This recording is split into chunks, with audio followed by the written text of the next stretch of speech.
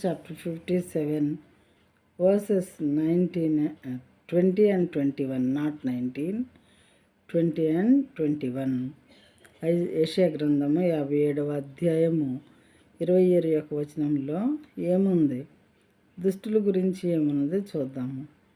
భక్తిహీనులు కదులుతున్న సముద్రము వంటి వారు, అది నిమ్మళింప నేరదు. దాని జలములు బురదను మైలను పైకి వేయును. దుష్టులకు నెమ్మది ఉండదని నా దేవుడు సెలవిచ్చుచున్నాడు.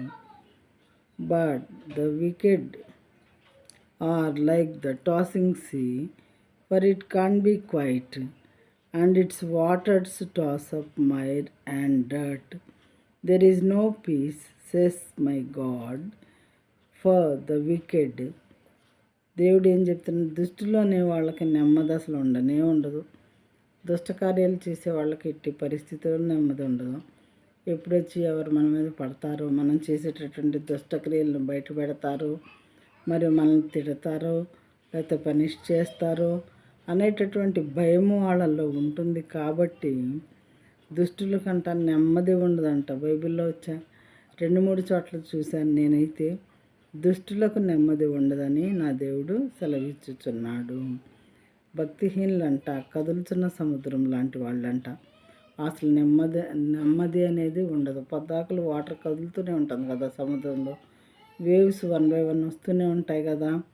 దాని జలములు బురదను మైలను పైకి వేయును. ఆ వేవ్స్ వచ్చేటప్పుడల్లా దానిలో ఉన్నటువంటి డర్టీ ఏదైనా ఉంటే, మరి చనిపోయిన మనుషులు కానీ ఇంకేమైనా ఉంటే బయట పడేస్తూ ఉంటుంది, శిశువుకి తెస్తూ ఉంటుంది. మనకు తెలుసు కదా. అదేవిధంగా దుష్టులకు నెమ్మది ఉండదు.